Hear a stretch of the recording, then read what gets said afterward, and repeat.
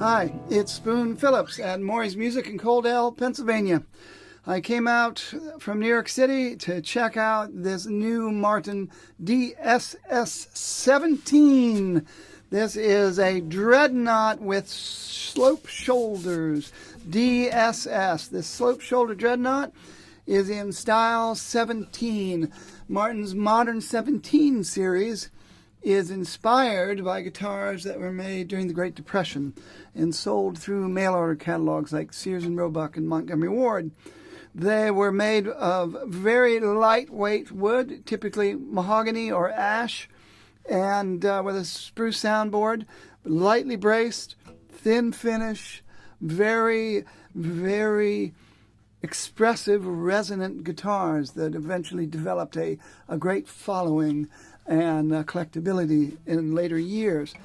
This is based on Martin's original 12-fret dreadnought size, which they invented in 1915, 1916 for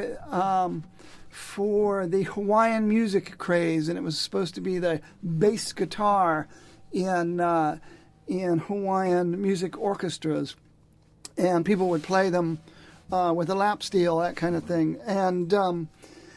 And when the Ditson department store saw this unusual design, they asked Martin to start making them regular six-string and Hawaiian style guitars in that body size. When they went out of business in the Great Depression, Martin was freed up to use the dreadnought design under their own brand and had a 12-fret neck and a big round body like this with big sloped shoulders. Then they came out with the 14-fret dreadnought that everybody thinks of in modern times.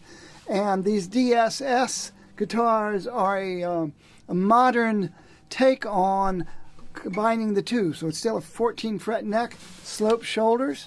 You'll recognize the shape from many other brands who use sloped shoulder dreadnoughts, or jumbos as some brands call them. And so this retains the same body depth as a dreadnought, but you get a different sound out of it. And I've always tried to figure out how to describe the DSS sound. It seems airier. It seems like it's more three-dimensional and open, and but you still get this great bass thump. But they're not muddy for their size. They're very clear.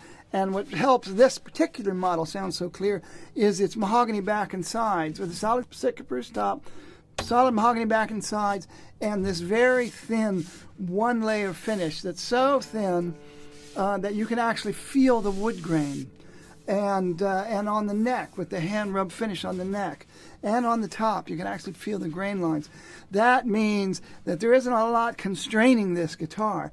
So it has this wonderful echo coming out of it, and notes, particularly in the high treble harmonics, will just ring as if they're in a cavern. Really remarkable. It's got Martin's high performance neck that you get in the 17 series, 1 3/4 inch width here, 2 1/8 here.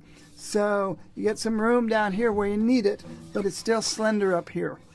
So it's not like an old-timey neck. It's got the modified low oval profile on the back. Very sleek, very easy, and super, super fast with this thin finish.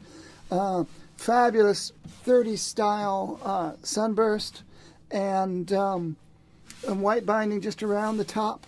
So very incredibly affordable Martin guitar, simple dovetail neck joint that helps with the resonance, helps with the transference of the energy, much more so than like the modern bolt-on necks.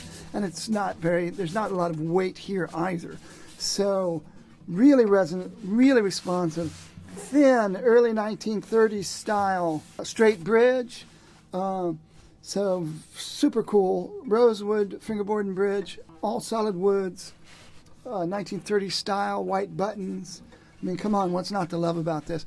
I think the 17 series is a very cool thing to begin with, but this is my favorite guitar in the 17 series. This big slope shoulder dreadnought that doesn't feel bulky, doesn't sound muddy, just sounds big and lovely.